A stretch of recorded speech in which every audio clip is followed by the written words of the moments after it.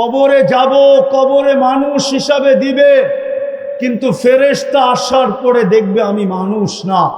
আল্লাহ যেটা বলছে ওইটাই, আমি লেখি নাই, জালালউদ্দিন সুয়ুতি রহমতুল্লাহ আলাইহি লেখছেন। ফেরেশতা প্রশ্ন উত্তরের প্রয়োজন হবে না। এই জন্যই লাশ কবরে দেওয়ার পরে বলে মাথার গিরাটা খুলা দিও, মাথার বানটা খুলা দিও। কেন বলে? হুজুরদের কাছে প্রশ্ন, কেন বলে? কি আপনারা মাথার বানটা খুলে দেন না কেন? মুনকার নাকির আইসা প্রথমই চেহারাটা উঠায়া দেখবে। মানুষ যদি হয় তো মানুষই থাকবে, আর যদি মানুষ না হইলে তো বিকৃত হয়ে যাবে। আমি বলি না, জালালউদ্দিন সুয়ুতি রহমতুল্লাহ আলাইহি লেখেন, ফেরেশতা চেহারা দেখে চিৎকার দিবে আর বলবে তোর প্রশ্ন উত্তরের প্রয়োজন নাই, তোর জন্য দাড়ি পাল্লার প্রয়োজন নাই। ফালা নুকিমু লাহু ইয়াউমাল কিয়ামাতি ওয়াসনা, তোর জন্য প্রয়োজন নাই প্রশ্ন উত্তরের। ফি নারি জাহান্নামা খালিদিনা ফিহা উলাইকা হুম শাররুল বারিয়া। শুধু একটা সাইনবোর্ড লাগায় চলে যাবে, আলাইহি ইস্তা, আলাইহি মুত্তা, আলাইহি তুবআসু ইয়াউমাল কিয়ামা। এই তিনটা শব্দ লেখা একটা প্লে কার্ড বুকের উপরে লেখা চলে যাবে, এটার উপরে তোর মৌত, এটা অবস্থায় তুই থাকবি, কিয়ামতের দিন এই অবস্থায় তুই উঠবি।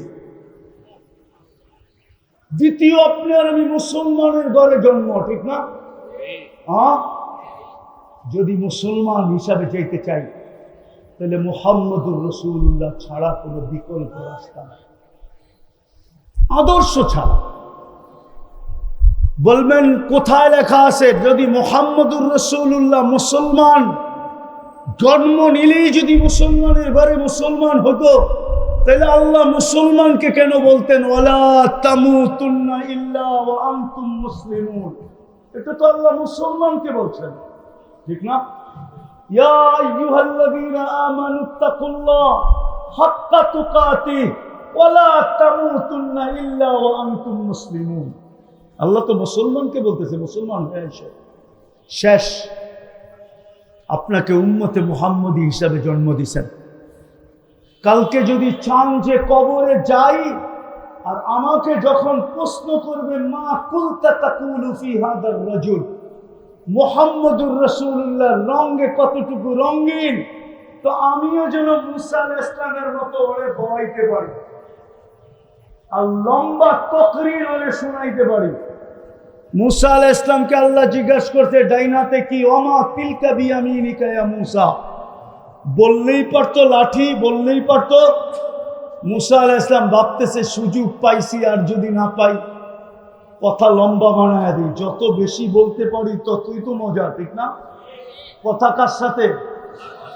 সুযোগ পাইছি, আর যদি তুমি লম্বা শুরু করে দিছে, হাদা আসায়া আতাওয়াক্কাউ আলাইহা ওয়া আহুসু বিহা আলা গানামি ওয়া লিয়া ফিহা মাআরিবু উখরা। মাআরিবু, আল্লাহ তো উখরা বলছে, কিন্তু উনি উখরারে কত লম্বা করছে এটা তো আল্লাহই জানে, ঠিক না? কি বলেন? সত্য তো?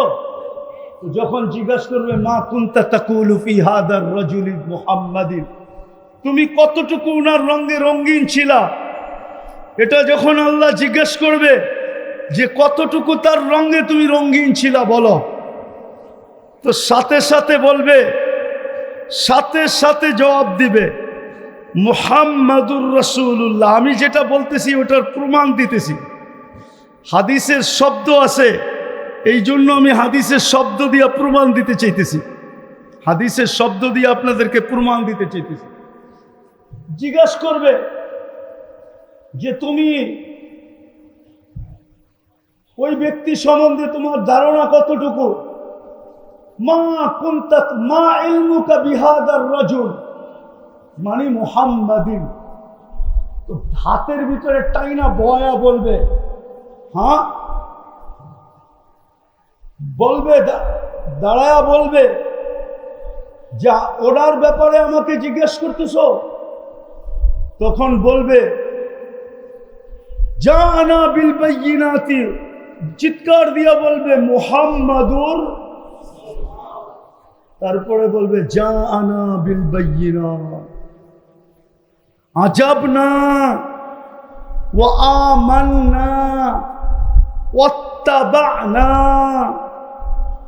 লম্বা, মনে হয় মুনকার নাকিরে বসে বলবে বহ তোর আগে চিনাই উনিকে।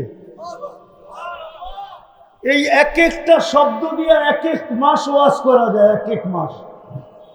কি কয়টা শব্দ বলবে? মুহাম্মদুর রাসূলুল্লাহ বলবে প্রথম, তারপরে বলবে জানা বিল বায়্যিনাত।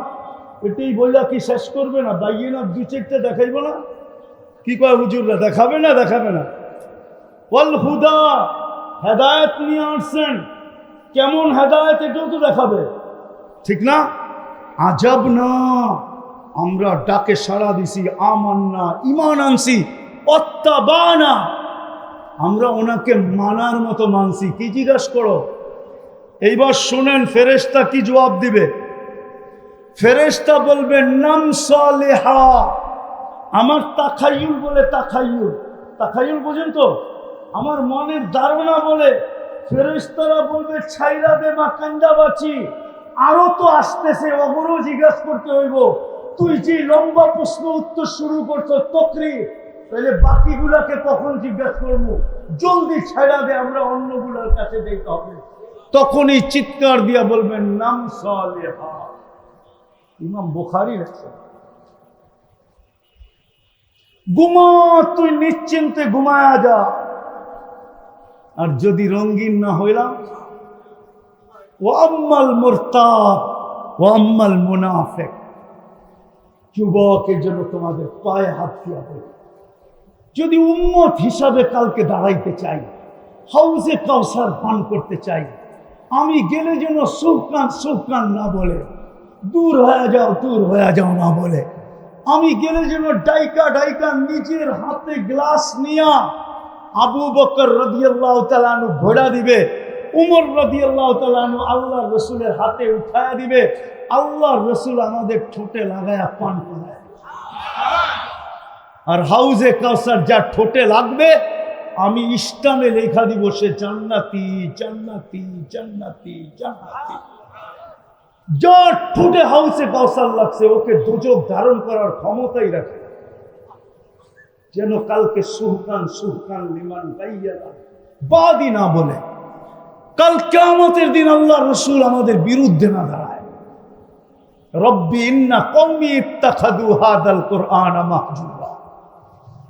চিৎকার দিয়ে যদি না বলে আর আমার দাঁড়িয়ে দাঁড়িয়ে নাই। যেমন এক হাদিস আমার মনে উঠলো অনেক দিন পরে, আল্লাহর রাসূলের এক হাদিসের শেষ অংশ আছে, শোনো, কান খুলা শোনো, আনতুম বুরাআউ মিন্নি ওয়া আনা বারিকুম মিনকুম। একদিন আসবে তোমরা আমার সুন্নতের ধার ধারবে না, আমিও তোমাদের দুরবস্থার ধার ধারব। এক সময় ছিল মদিনা মুনাওয়ারায় দোয়া করতে দেরি, কবুল হতে দেরি হতো না। আজকে আল্লাহওয়ালারা যে মদিনা মুনাওয়ারায় চোখের পানি ঝরায়। আমি তো গত রমজানে ভাবতেছিলাম, গত রমজানের আগের রমজানে ভাবতেছিলাম যখন প্রথম, তারপরেই রমজান আসছিল, আমি মক্কা মদিনার কান্না দেখা ভাবতেছিলাম এই চোখের পানি রং নিবেই নিবে। কেননা হেরেম কোনোদিন এত কান্না দেখে নাই তার জন্ম থেকে নিয়ে এই পর্যন্ত। একসাথে এত লোকের কান্না দেখে না, এত চোখের পানি হেরেম দেখে না। কিন্তু ওই রমজান পার হয়ে গেল, পুরা বৎসর পার হইল, আবার গত রমজান পার হয়ে গেল, এখন পর্যন্ত একটা ফেরেশতার নিদর্শন দেখলাম না। অথচ ওলামা এখানে বসা, একজন হাত উঠাইতে দেরি, ইয়া মুগিস আগিস নি বলতে দেরি, ফেরেশতা চতুর্থ আকাশ থেকে ছুটে আসতে দেরি। এই জন্য পায়ে হাত দিয়ে বলি, আসেন, যদি নিজেকে মানুষ হিসাবে কবরে পৌঁছাইতে চাই, মুসলমান হিসাবে কবরে পৌঁছাইতে চাই, আল্লাহর রসুলের সামনে যদি দাঁড়াইতে চাই, তাইলে আদর্শের বিকল্প নাই, রঙের বিকল্প, আদর্শের বিকল্প। এই জন্যই মডেল হয়ে উনি আসছেন, ওনার কেরিয়ারের কোনো বিকল্প নাই। আসেন তওবা করি, যা হয়ে গেছে হয়ে গেছে। রাজি তওবা করতে? রাজি? কে কে রাজি দেখি? তাইলে বলেন আল্লাহ অতীত জীবন থেকে তওবা করলাম। বলেন বলেন বলেন, অতীত জীবন থেকে তওবা করলাম। আপনি আমাদের তওবা কবুল করেন। নামা ঠিক না? যুক্তিসঙ্গত তো? আমিও যদি জিজ্ঞেস করি, ওলামারা প্রশ্ন করলাম, ওলামা বাধা দেয় কেন? আজকে 2 থানার ওলামা এখানে কেন একত্রিত হলো? অনেকক্ষণ পর্যন্ত কিন্তু আমি বসে বসে বয়ান শুনতেছিলাম। আমি আশারের নামাজ শেষ হওয়ার সাথে সাথে চলে আসছি। কিন্তু আমিও আপনাদেরকে বলতে চাই, ওলামা বাধা বিপত্তি কেন তৈরি করে? দায়িত্ব যদি ওলামাদের কাঁধে আল্লাহর পক্ষ থেকে অর্পিত না হইতো, রব্বে কাবার কসম আমরা আপনাদের দিকে চোখ উঠায়ও তাকাইতাম না। বাধা বিপত্তি তো দূরের কথা, কসম খোদা, ওলামা কোনোদিন আপনাদের দিকে চোখ উঠায়ও তাকাইত না। ওলামাও স্লোগান দিত, যার জীবন জীবন যার যার, যেমন খুশি তেমন কাটাক, আমার কি আসে যায়। কিন্তু দায়িত্বে কাঁধে বিদায়, দিনের সুরক্ষা এদের হাতে, আল্লাহর পক্ষ থেকে অর্পিত। 4 ভাবে যদি ওলামাদের উপরে আল্লাহর পক্ষ থেকে দায়িত্ব অর্পিত না হইতো, খোদার কসম দুনিয়া যেমন খুশি তেমন চলুক, আমাদের চোখ উঠায়া তাকানেরও কোনো প্রশ্ন ছিল না। কিন্তু কালকে এই চেহারাটা দেখাইতে তো হবে, এটার থেকে তো বাঁচার কোনো সুযোগ নাই। কুরআন বলে কারো সুযোগ নাই। ও মুলাকিহি, আল্লাহর সামনে কালকে দাঁড়াইতে হবে। যদি কালকে দাঁড়ানোর প্রশ্ন না থাকতো, আর কাঁধে যদি দায়িত্ব না থাকতো, তাহলে ওলামা কোনোদিন মসজিদের মেম্বরে বসেও আপনাদেরকে বিরক্ত করতো না, আর কোনোদিন ওয়াজের স্টেজে এসে বিরক্ত করতো না, আর কোনোদিন আপনাদের বাড়িতে যেয়েও বিরক্ত করতো না, যদি কাঁধে দায়িত্ব না থাকতো। আর কালকে যদি এই চেহারাটা দেখানোর প্রশ্ন না হতো, কেননা বাইপাস করার কোনো সুযোগ নাই। আল্লাহর কাছ থেকে আসছি, তার কাছে ফিরা যেতে হবে। ভালো মতে বোঝেন, কাজে দিবে। আমি 2টা জিনিসই বুঝাবো, আর খুব সংক্ষেপে বুঝাবো। গভীর রাত পর্যন্ত প্রোগ্রাম আমার পক্ষে সম্ভব না, আর এই রাস্তাটা বড়ই ব্যস্ত রাস্তা, আমি চিনি এটাকে দীর্ঘ রাত পর্যন্ত বন্ধ রাখাও ঠিক না। একটু পরেই শ্যামবাজার চালু হবে, ঠিক না? কি হুজুর ভুল বলতেছি? বিদায় দীর্ঘ রাত পর্যন্ত এটাকে অবরোধ করাও ঠিক না, আমি মনে করি। বিদায় সংক্ষেপে বুঝাইতে চাইতেছি। চলেন কোরআনের একটা আয়াত দিয়া বুঝাই। আল্লাহর পক্ষ থেকে আল্লাহ বলতেছেন সূরা ইব্রাহিমে, আলিফ লাম রা কিতাবুন আনজালনা ইলাইকা লিতুখরিজান নাসা মিনাজ যুলুমাতি ইলান নূর। আমাদের নবীজিকে আল্লাহ সম্বোধন করতেছেন, বন্ধু আপনি প্রেরিত কেন? কিয়ামতের সকাল পর্যন্ত মানুষকে অন্ধকার থেকে বাহির করবেন। আমি যদি আল্লাহকে প্রশ্ন করি, আল্লাহ কিয়ামতের সকাল পর্যন্ত বাহির করবে, ঠিক আছে, জমানা হিসাবে সময় হিসাবে কিয়ামতের সকাল পর্যন্ত, কিন্তু দুনিয়াতে বয়স তো দিছেন 63 বৎসর।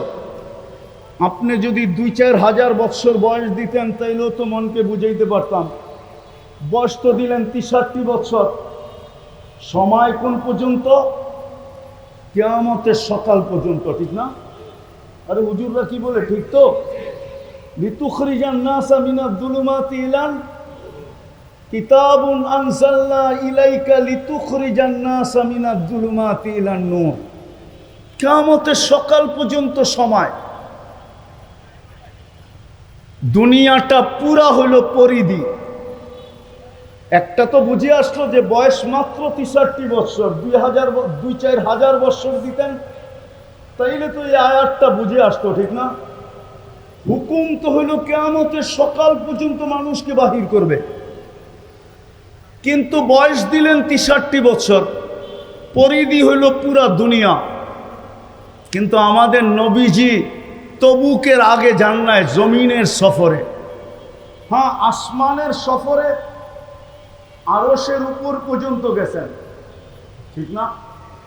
আর এটা প্রমাণ করার জন্য আল্লাহ নিয়ে গেছেন ওয়ারাফা'না লাকা যিকরা, বন্ধু আপনাকে আমি উঁচা করছি, উঁচা। কি কতটুকু? তা আল্লাহ বলে তোর কি চোখে দেখা যায় না? উঁচা করতে করতে করতে করতে আরশের উপরে নিয়ে গেছি। কেননা আমার উপরে তো নিয়ে যাওয়া সম্ভব না, আল্লাহর উপরে নিয়ে যাওয়া সম্ভব। আমি নিতে নিতে আরশের উপরে নিয়ে গেছি। যেমন এটা আল্লাহর রসুলের জন্য ক্রেডিট, আমাদের জন্য এটা ক্রেডিট কার্ড, ঠিক না? কি আমি আগে চলতেছি, পায়ে হাত দিয়া বলবো যদি আজকে আমার কথা বুঝে আসে, আর যুবকদেরকে বলবো যুবক তুমিও যদি নিজেকে গড়তে পারো, তাইলে কাল কবরে যায়া তুমিও কলারে হাত দিয়া বলতে পারবে, যখন মুনকার নাকির আসবে তুমিও কলারে হাত দিয়া বলতে পারবে জানিস আমি কার উম্মত? বলতে পারবে, হ্যাঁ হ্যাঁ, কসম কসম খোদা। আজকে আমরা চিনি না দেখি তো গৌরব করতে পারতেছি না। আমরা তো মুহাম্মদ উম্মত এটাই জানি না।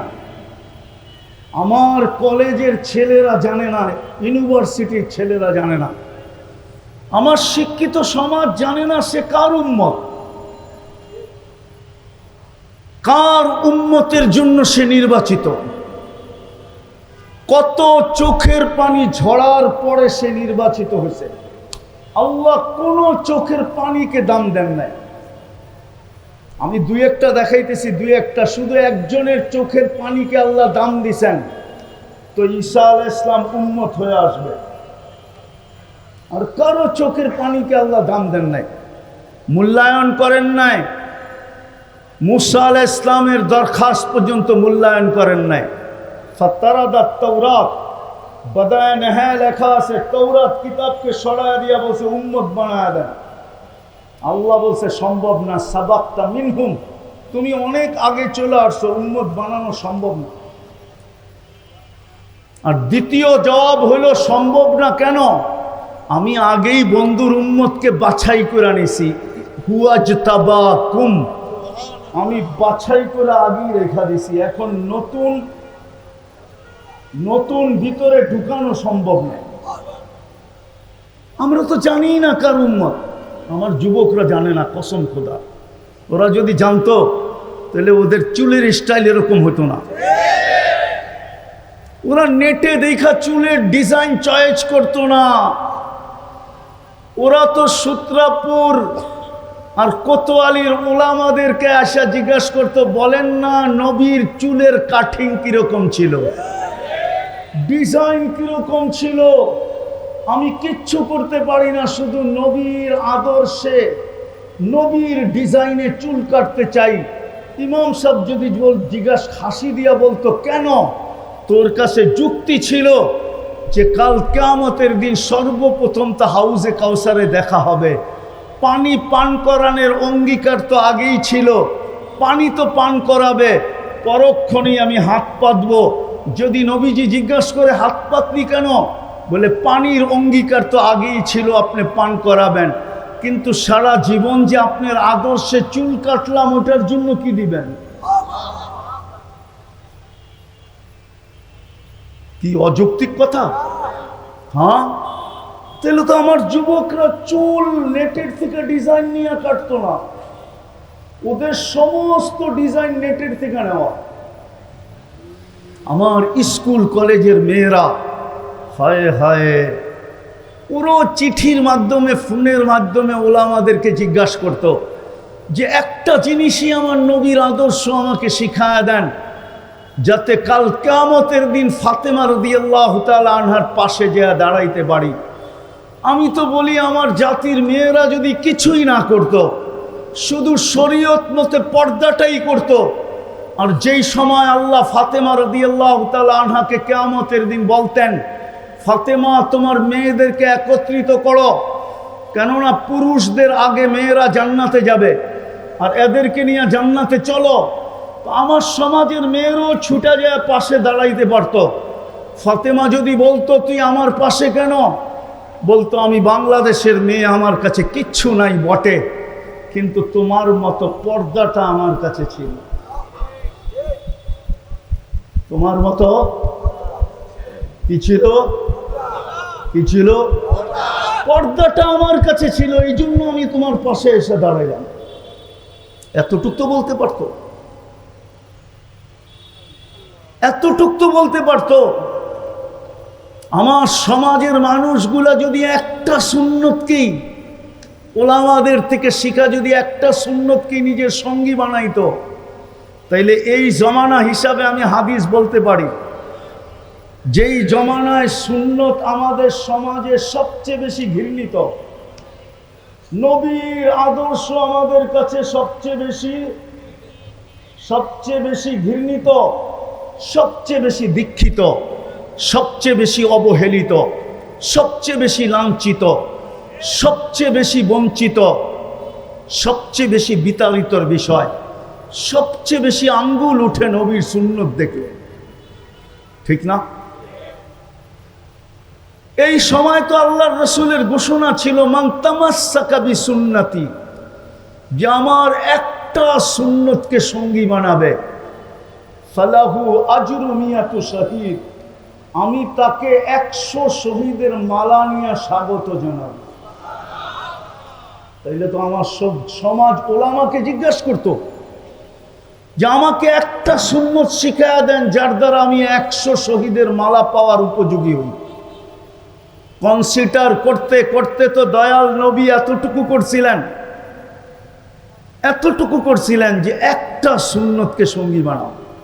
তো যেটা আমি বুঝাইতেছিলাম, ওলামা কেন আপনাদেরকে বিরক্ত করে, তো প্রশ্ন ওঠে যে সমগ্র কিয়ামতের সকাল পর্যন্ত মানুষকে দুজক থেকে বাহির করতে হবে, কিন্তু বয়স 63, পরিধি সারা দুনিয়া, কিন্তু সফর শুধু তবুক পর্যন্ত।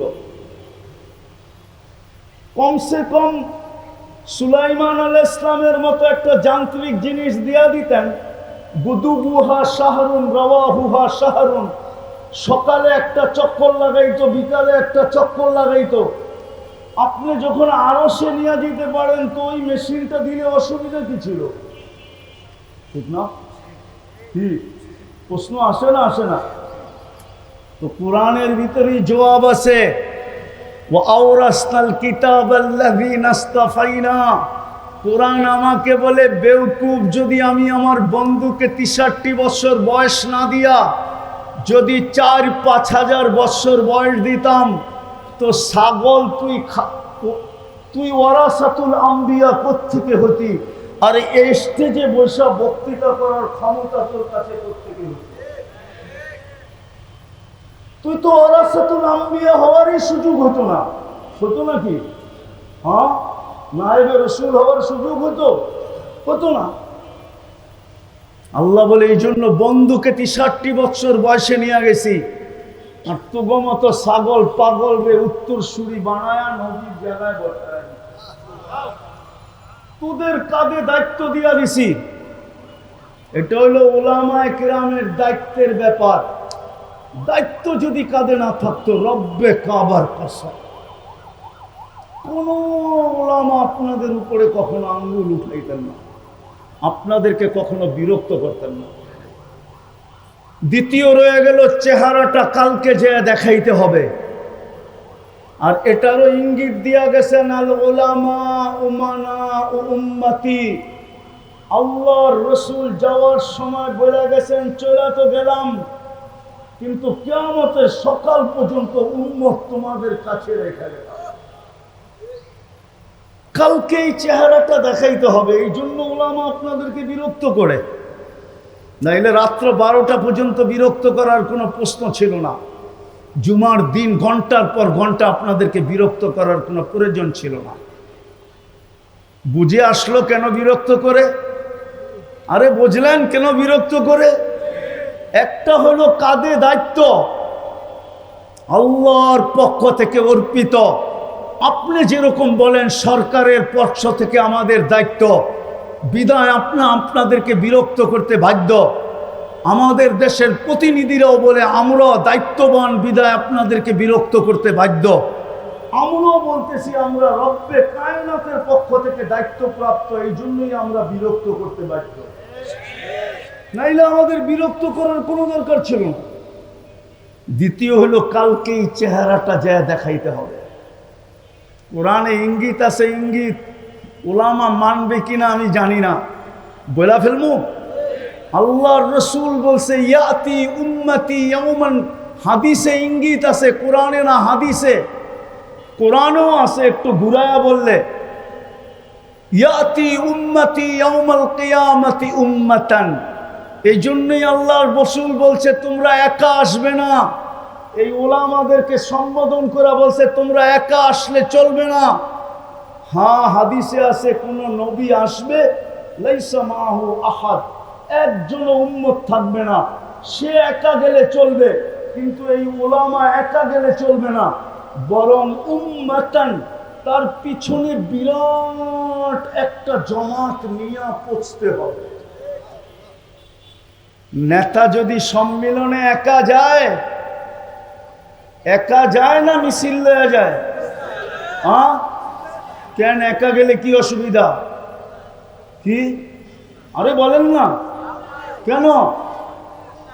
একা গেলে পথ থাকবে না, সবাই বলবে তোর পিছে তো কেউ নাই। তোর কি নাই? তারপরে কেউ নাই পিছে মানি, তারপরে কি নাই? পদ। এই জন্য নেতারা সামনে থাকে, পিছনে বিরাট বড় কি থাকে। এরাও জানে কিয়ামতের দিন একা গেলে চলবে না, বিশাল বড় এক উম্মত নিয়ে যেতে হবে। নাইলে আল্লাহর রসুলের সামনে দাঁড়াবে তো দাঁড়াবে কি করে? আল্লাহ বলবে তুই একা আসছিস, চলবে না। মুহাম্মদুর রাসূলুল্লাহ বলবে তুমি একা আসলা কি করে, চলবে না। দুনিয়াতে যদি নেতা সম্মেলনে একা না যেতে পারে, সে যদি তার পদের ভয় পায় যে একা মিছিল না নিয়ে গেলে, আর আমার মিছিলটা সবচেয়ে বড় হতে হবে, যাতে স্টেজ থেকে কেন্দ্রীয় নেতৃবৃন্দ দেখে যে আমার মিছিলটা সবচেয়ে বড়, আমার পিছে জনসংখ্যা সবচেয়ে বেশি, কাউকে যেন ফোন করে বলে তোকে এইটাও দিছি, এইটাও দিছি, এইটাও দিছি। ওটা বোঝেন কি কি কি দুর্মিয়া পদ তো দিছেই, তোরে নমিনেশনও দিলাম, পদও দিলাম, কি কাউন্সিলর হওয়া পাক্কা, কাউন্সিলর কি কি এমপি হওয়া, মন্ত্রী হওয়া পাক্কা। ওলামা জানে একা গেলে চলবে না, এই জন্য আপনাদের পায়ে ধরে, নাইলে ধরার কোনো প্রয়োজন ছিল না।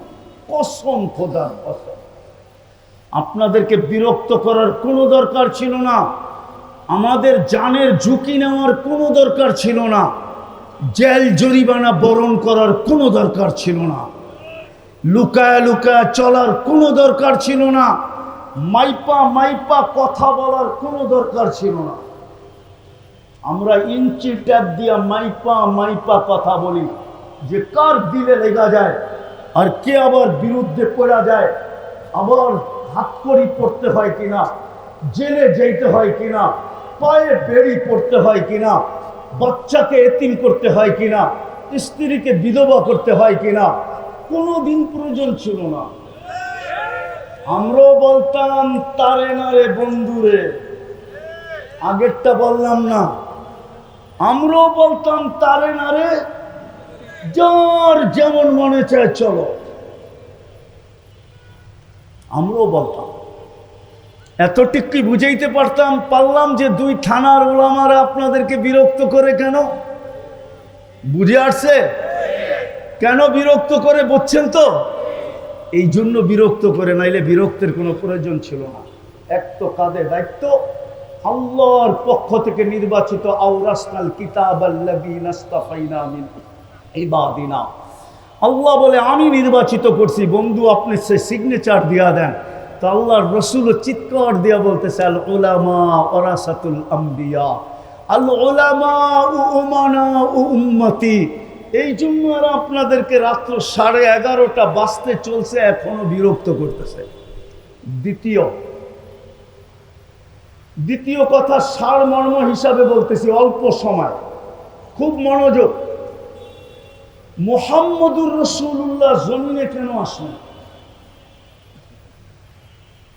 যার স্থান আমি যদি কোরআনে দেখি, আমি যদি কোরআনের দিকে তাকাই, তো যার স্থান দেখি আল্লাহর পাশে। কার পাশে? আল্লাহর কাবা কাউসাইনি আও আদনা সুম্মা দানা ফাতাদাল্লা ফাআওহা ইলা আবদিহি মা আওহা। যাকে আল্লাহ উঁচা করতে করতে করতে পাশে নিয়ে বসাইছে। জন্মের পরে যদি দেখি তো আল্লাহর পাশে দেখি। মুহাম্মদুর রাসূলুল্লাহর জন্মের আগে যদি দেখি তো আল্লাহর সামনে দেখি। আমি দলিল দিতেছি, সমগ্র সৃষ্টির 1000 বছর আগে আল্লাহ সূরা ইয়াসিন তেলাওয়াত করছেন। 3টা সূরা, 2টা আমার মনে আছে, একটা ইয়াসিন, একটা তহা। দুটোটাই আল্লাহর রসুলের নাম। তহাও আল্লাহর রসুলের নাম, ইয়াসিনও আল্লাহর রসুলের নাম। কিন্তু আমি ইয়াসিন দিয়ে আপনাদেরকে বুঝাইতেছি, সমগ্র সৃষ্টিরও 1000 বছর আগে আল্লাহ ডাক দিছে, বন্ধু ইয়াসিন। তারপরে আল্লাহ কসম খাইছেন, আল কোরআনিল হাকিম। তারপরে গ্রামার বলে, আরবি গ্রামার আমাকে বলে, ইন্নাকা লামিনাল মুরসালিন। ইন্নাকা আরবিতে বলা চলে যে সামনে উপস্থিত তাকে ইন্নাকা বলা চলে, নাইলে আরবি গ্রামার বলে ইন্নাহু বলতে হবে। ইন্নাহু, কোরআনে কি ইন্নাহু আছে না ইন্নাকা আছে? তাইলে বোঝা গেল সমগ্র সৃষ্টির আগেও, উনার জন্মের আগেও তাকাই তো আল্লাহর সামনে বসা। কোন রূপে ছিল আমি জানি না, কিন্তু গ্রামার বলে আল্লাহর সামনে। দুনিয়াতে জন্ম নেওয়ার পরে যদি তাকাই তো দেখি আল্লাহর পাশে। যাইতে যাইতে যাইতে যাইতে যাইতে কোথায় গেছে? আল্লাহর পাশে। ওই ব্যক্তিত্ব যিনি সৃষ্টির সর্দার। হায় হায়, উনার অস্তিত্ব না হইলে তো এই আয়াতেরও অস্তিত্ব কোনোদিন হতো না। কোন হাফেজের মুখে কোরআনের এই আয়াত শোনা যেত না। সৃষ্টি জানতো না আমরা কার রহমতের ছোঁয়ায় অস্তিত্ব নিলাম। যদি উনার অস্তিত্ব না হইতো, ওমা আরসালনাকা ইল্লা রাহমাতাল লিল আলামিন। শুধু লিল আলম না, লিল আলামিন। কয়টা আলম? অগণিত আলম আল্লাহ, জগৎ আল্লাহ সৃষ্টি করে রাখছেন। সমগ্র জগৎ যার রহমতের ছোঁয়ায় অস্তিত্ব পেয়েছেন, যার রহমতের ছোঁয়ায়। জানি না ওলামা মানবে কিনা। সূত্রাপুর আবার কোতোয়ালির ওলামা তো নাও মানতে পারে, ঠিক না? কি কোন জায়গার একটা ভ্যালু আছে না। বাংলাদেশের সবচেয়ে সেরা থানা কোনটা? কোতোয়ালি। তার পাশে হলো সূত্রাপুর, ঠিক না? নাও মানতে পারে। আদম আলাইহিস সালাম আল্লাহকে জিজ্ঞাসা করছে, মান হুয়া কাতাবতু ইসমাহু মা ইসমিক। উনি কে যার নামটা আপনার নামের সাথে মিলায় লেখা রাখছেন? কোথায় দেখলে? কেন? আমার ভিতরে যখন রু আপনি ঢাললেন আরশের নিচে বানায় যখন রেখা দিলেন 40 বছর, রুবিহীন, যখন রু ডাকলেন আর রু যাইতে যাইতে যখন চোখে গেল, তো আমি উপরের দিকে তাকাইলাম, তো দেখলাম আরশে লেখা ইন্নানি আনাল্লাহ লা ইলাহা ইল্লা আনা মুহাম্মাদুন আবদি ওয়া রাসূলি। এটা কে? মুহাম্মদ। আল্লাহ জিজ্ঞাসা করছে, আর কোথায় দেখলাম? যেই ফেরেশতারা আমাকে জান্নাতে নিয়ে যাওয়ার জন্য আসছিল, স্বাগত জানায় নিয়ে যাওয়ার জন্য, প্রত্যেকের কপালে দেখলাম এই কলেমা লেখা, লা ইলাহা ইল্লাল্লাহ মুহাম্মাদুর, আরে জোরে বললেন, লা ইলাহা মুহাম্মাদুর। 240 নেকি পাইলেন আপনি, 240 নেকি। এই উম্মত এক নেকি দিয়া জান্নাতে যাবে। কয় নেকি দিয়া? হয়, আপনি তো জানলেনই না কার উম্মত। দুঃখ তো এটাই লাগে যে আমার যুবকদের ভিতরে গৌরব নাই। হয়, গৌরব মাঝে মাঝে আল্লাহ প্রকাশ করে, যদিও কে কি বলবেন জানি না। আমি তো ওই স্পেনের ফুটবলারকে স্যালুট দিই, যাকে মুসলমান বলে ব্যঙ্গ করার পরে মাঠের ভিতরে চিৎকার দিয়া বলছে, আমি মুসলমান বিদায় গৌরব বোধ করি। ওকে তো স্যালুট দেওয়া উচিত। আমার যুবকদের ভিতরে তো গৌরব নাই। ওর ভিতরে যদি গৌরব থাকতো যে আমি কার উম্মত চিনিস,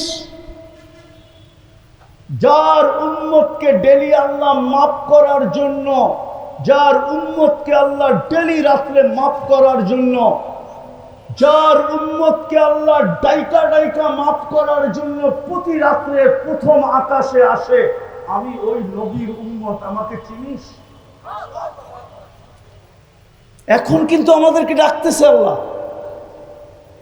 আফসোস তো আমার এইখানেই, আমার জাতিকে আমি বুঝাইতে পারি না যে কমসে কম সারাদিন এই সদরঘাট, এই কোতোয়ালি, এই সূত্রাপুরের মানুষগুলা সারাদিন ব্যস্ততার কারণে সারাদিন 5 বার আল্লাহর ডাক শোনা সত্ত্বেও, ফজর থেকে ডাক শুরু হয়, জোহরে, আসরে, মাগরিবে, এশায় আইসা শেষ হয়, 5 বার ডাকা সত্ত্বেও আমি আল্লাহর কাছে আসতে পারি না।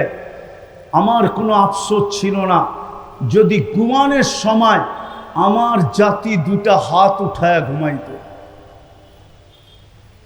যদি আল্লাহর কাছে মাপ চায় ঘুমাইতো যে আল্লাহ আমি সারাদিন আপনার ডাকে সাড়া দিতে পারি না, আমার কাছে যুক্তি আছে, আমার পেটের টানে পারি নাই, আমার সংসারের টানে পারি নাই, আমার বিবি বাচ্চার টানে পারি নাই, আমার আত্মীয় স্বজনের টানে পারি নাই, আমি দোকানের টানে পারি নাই, অফিসের টানে পারি নাই, আদালতের টানে পারি নাই, ক্ষেতের কারণে পারি নাই, খামারের কারণে পারি নাই, রোডের কারণে পারি নাই, ঘাটের কারণে পারি নাই, দুনিয়ার ব্যস্ততার কারণে আমি পারি নাই। যে অটোটা রাখবো কোথায়, সেজদায় পড়বো কোথায়, আমি পারি নাই। ও মালিক, আমি ঘুমাইতে চললাম, আমি স্বীকার করি আমি আসামি। তুই ডাকতেছিস আসামিকে মাফ করার জন্য, আমি হাত উঠায় দিলাম। যদি হাত 2টা উঠে ঘুমাইতো তাইলে তো আমার মনটাকে বলতে পারতাম, আল্লাহকে তো বলতে পারতাম, আল্লাহ আমার জাতি কিচ্ছু করে না আমি মানি, কিন্তু ঘুমানোর সময় তো তওবা করে ঘুমায়, তোর কাছে মাপ চায় ঘুমায়। তুমি ডাকতে দেরি, হাত 2টা উঠায় দিতে দেরি করে না, আর নিজের গুনাহ স্বীকার করতে দেরি করে না। আপনি বলেন যদি আমি প্রতিদিন করি এটা কি মানা হবে? তো আমাদের নবীজি তো চোখের পানি দিয়ে আমাদের জন্য কবুল করায় ফেলছেন, মঞ্জুর করায় ফেলছেন, আল্লাহর সাথে ডিট হয়ে গেছে, আল্লাহর সাথে চুক্তি হয়ে গেছে। ওয়ালাউ ফিল ইয়াউমি ৭০ মাররা, আপনার উম্মত যদি ডেলি ৭০ বারও করে তারপর আমি গুনাহ মাফ করে দেব। এটা তো মুহাম্মদুর রাসূলুল্লাহ ডিট করে গেছে। বলছে বন্ধু আপনার উম্মতের জন্য যদি মাফ না করি তাইলে আরেকটা প্রতিফলিত হবে না। আমি অঙ্গীকার করছি লা ইউখজি কাফি উম্মতিক, আপনার উম্মতের ব্যাপারে আমি আপনাকে লজ্জিত করব না। সাউফা ইউতিকা রাব্বুকা ফাতারদা, আপনাকে দিতে দিতে আমি খুশি করে ছাড়ব। আপনাকে আমি অঙ্গীকার দিছি সালতোতা, আপনি চাইতে চাইতে ক্লান্ত হতে পারেন কিন্তু আমি দিতে দিতে ক্লান্ত হব না। সাফি তুসাফা, আপনি সুপারিশ করতে করতে ক্লান্ত হতে পারেন কিন্তু আমি মঞ্জুর করতে করতে ক্লান্ত হব না। এগুলা সব আপনার সাথে অঙ্গীকার, যদি মাপ না করি একটাও প্রতিফলিত হবে না। এই জন্য আমি প্রতিদিন ডাকতে থাকি, দুনিয়াওয়ালারা আসামিকে খুঁজতে থাকে। আমরা এখানে বসে বয়ান করতেছি, সরকারি ফেরেশতা এখানেও আছে। সরকারি ফেরেশতা চিনেন? হুজুররাও না চিনে না সরকারি ফেরেশতা, ঠিক না? সরকারি কেরামান কাতিবিন এইখানেও আছে। মুফতি সাহেব কি বলে? কোন রাষ্ট্রের বিরুদ্ধে তো বলে না, আমাদের বিরুদ্ধে তো বলে না। আমার খেয়ালে অনেক কাম আছে, এগুলো আমার কাজ না। এটির জন্য অনেক লোক আছে, এটা আমার কাজ না। ঠিক কেরামান কাতিবিন, আল্লাহরও ফেরেশতা আছে কাঁধে, ঠিক না? না নাই? আছে না নাই? হায় হায়, দুনিয়াওয়ালারা শাস্তি দেওয়ার জন্য আসামিকে খুঁজতে থাকে আর আল্লাহ মাফ করার জন্য ডেলি রাত্রে আল্লাহর আদালতের মুজরিমকে ডাকতে থাকে। আমরা না আল্লাহ চিনলাম না রসুল চিনলাম, চিনছি খালি ঈদে মিলাদুন্নবী। কি চিনছি? কি? আমি বিরুদ্ধে বলতেছি না, আমার মেজাজ না এটা। আপনি ভাবছেন ঈদে মিলাদুন্নবী করে আপনি পার হয়ে যাবেন, আপনি ভুলের জগতে আছেন। এটাই আমি বুঝাইতে চেয়েছি। মুহাম্মদুর রাসূলুল্লাহ কেন আসছেন? আমার যুক্তি তর্ক বলে না উনি জমিনে পা রাখুক, উনি কেন জমিনে আসবে? আল্লাহ যখন জমিনে আসে না তো আল্লাহর পাশে যিনি বসা উনি কেন জমিনে আসবে? সৃষ্টির সর্দার কেন আসবে? সৃষ্টির রাজা কেন আসবে? কিয়ামতের মাঠে রাজত্ব যার হাতের মুঠায় সে কেন আসবে? কিয়ামতের মালিক আল্লাহ আমি মানি, কিন্তু রাজা হলো মুহাম্মাদুর, উনি কেন জমিনে আসবে? কবরের প্রশ্ন কয়টা? কয়টা? কয়টা? প্রথম প্রশ্ন কি? আরে জোরে বলেন না। ইমাম বুখারী বলে না। ইমাম বুখারী আপনাদের সাথে একমত না, ইমাম মুসলিম আপনাদের সাথে একমত না। কবরের প্রথম প্রশ্ন মান রব্বুকা না, 3 প্রশ্ন আমিও মানি, কিন্তু প্রথম প্রশ্ন মান রব্বুকা না। ইমাম বুখারী লেখছেন কবরের প্রথম প্রশ্ন হলো মা কুনতা তাকুলু ফি হাদার রাজুলি মুহাম্মাদি, বলো আমার বন্ধুর রঙে কতটুকু রঙিন ছিল, আমার বন্ধুর আদর্শে কতটুকু আদর্শবান ছিল, কতটুকু আমার বন্ধুর রঙে রঙিন ছিল। রব্বে কাবার কসম, দুনিয়া আল্লাহ চিনত না, চিনারও কথা ছিল না। আল্লাহ আবার মানুষ চিনে কি করে? আল্লাহ তো শুধু আল্লাহ না, আল্লাহ শুধু আল্লাহ। আরে আল্লাহ শুধু আল্লাহ নাকি? হ্যাঁ, মনে হয় বোঝেন না। আল্লাহ শুধু আল্লাহ। আপনাদের কোর্টে গেলেই তো জজদের কামরার সামনে লেখা থাকে পরিচয়, উনি কত নম্বর আদালতের জজ এবং কতটুকু পদস্থ জজ, লেখা থাকে না? না থাকে? হ্যাঁ, অত যাই নাও করবার চায় না, দেখেন না? আল্লাহ তো নিজের পরিচয় দিছে, আমি শুধু আল্লাহ না, আমি আল্লাহ হওয়ার সাথে সাথে রহমান, আমি আল্লাহ হওয়ার সাথে সাথে রহিম, আমি আল্লাহ হওয়ার সাথে সাথে মালিক, আমি আল্লাহ হওয়ার সাথে সাথে কুদ্দুস, আমি আল্লাহ হওয়ার সাথে সাথে সালাম, আমি আল্লাহ হওয়ার সাথে সাথে মুমিনুল মুহাইমিনুল আজিজুল জব্বারুল মুতাকাব্বিরুল খালিকুল বারিউল মুসাব্বিরুল গফফারুল কাহ্হারুল ওয়াহ্হাবুর রাজ্জাকুল ফাত্তাহুল আলিমুল কাবিদুল বাসিতুল খাফিদুর রাফিউল মুইজ্জুল মুদিল্লুস সামিউল বাসীরুল হাকামুল আদলুল লতীফুল খবীরুল হালিমুল আযীমুল গফুরুশ শাকুরুল আলিয়্যুল কবীরুল হাফিজুল মুকিতুল হাসিবুল জলিলুল করিমুর রকিবুল মুজিবুল ওয়াসি আল আল হাকিমুল ওয়াদুদুল মাজিদুল বাঈতুল শাহীদুল হকুল ওয়াকিলুল কবিয়ুল মাতিনুল ওয়ালিয়ুল হামিদুল মুসি আল মুবদি আল মুঈদ আল মুহয়ি আল মুমীত আল হাইয়্যু আল কাইয়্যুম আল ওয়াজিদ আল মাজিদ আল ওয়াহিদ আল আহাদ আস সামাদ আল কাদির আল মুক্তাদির আল মুকদ্দম আল মুআখ্খার আল আউয়াল ওয়াল আখির আল যাহির ওয়াল বাতিন আল ওয়ালি আল মুতাওয়ালি আল বাররুত তাওয়াবুল মুনতাকিম আল আফু আর রাউফ মালিক আল মুলকি যাল জালালি ওয়াল ইকরাম আল মুকসিত ওয়াল জামি ওয়াল গানি ওয়াল মুগনি আল মানি আদ দার আল নাফি আল নূর আল হাদি আল বদি ওয়াল বাকি আল ওয়ারিস ওয়াল রশিদ আস সাবুর। আমি আল্লাহ হওয়ার সাথে সাথে 99 পদের মালিক। আমরা তো আল্লাহ চিনি না, মুহাম্মদুর রাসূলুল্লাহ চিনি না। আফসোস আমরা আপনাদেরকে চিনাইতে পারি না। আমি দোষ আমার কাঁধেই নিব, আমি আমার যুবকদেরকে চিনাইতে পারি না। যদি চিনাইতে পারতাম তাহলে যদি খেলার মাঠে দাঁড়ায় গৌরব করতে পারে আমি মুসলমান, আমি উম্মতে মুহাম্মদী বইলা, তাইলে আমার এই বাংলার মাটিতে দাঁড়ায়ও যুবক গৌরব করতো আর বলতো আমি মুসলমান, আমি উম্মতে মুহাম্মদী, তুই আমাকে চিনিস না। দোষ আমার, আমি চিনাইতে পারি না। দোয়া করেন, আমিন বলেন, আল্লাহ যেন আমাকে মাফ করে দেয়। আমি চিনাইতে পারি না। আমরা মুহাম্মদুর রাসূলুল্লাহ চিনি না। যদি চিনতো তাইলে শুধু ঈদে মিলাদুন নবী উদযাপন করেই যথেষ্ট হতো না, তাইলে 23 বৎসরের চোখের পানির ইজ্জত রাখতো। ইজ্জত আমরা 23 বৎসর চোখের পানির ইজ্জত রাখি না। 23 বৎসর মুহাম্মদুর রাসূলুল্লাহর চোখে পানি শুকায় না। আমি দলিল দিতেছি, উলামা খুঁজান কোন কিতাবে আছে। জিবরিল মিকাইল জিজ্ঞাসা করছে মা জালা আরাকা তাবকি, যখনই দেখি আপনি কাঁদেন কেন? তো বলছে জিবরিল মিকাইল উম্মতের জন্য আমার চোখের পানি থামে না। যে 23 বছর উম্মতের জন্য কাঁদে, আজকে ওই উম্মতকে দেখলে চিনা যায় না। ওকে জিজ্ঞাসা করতে হয় ইউ আর মুসলিম, তুমি কি মুসলমান? ওই উম্মতকে দেখলে চিনা যায় না। ওই উম্মত নবীর সুন্নতকে টিটকারি করে, নবীর সুন্নতকে নিয়ে মজাক উড়ায়, নবীর সুন্নতের বিরুদ্ধে কথা বলে। হায় হায় হায়, শুধু এইখানেই শেষ না, যে আরো সে যায় আমাদেরকে বলে নাই।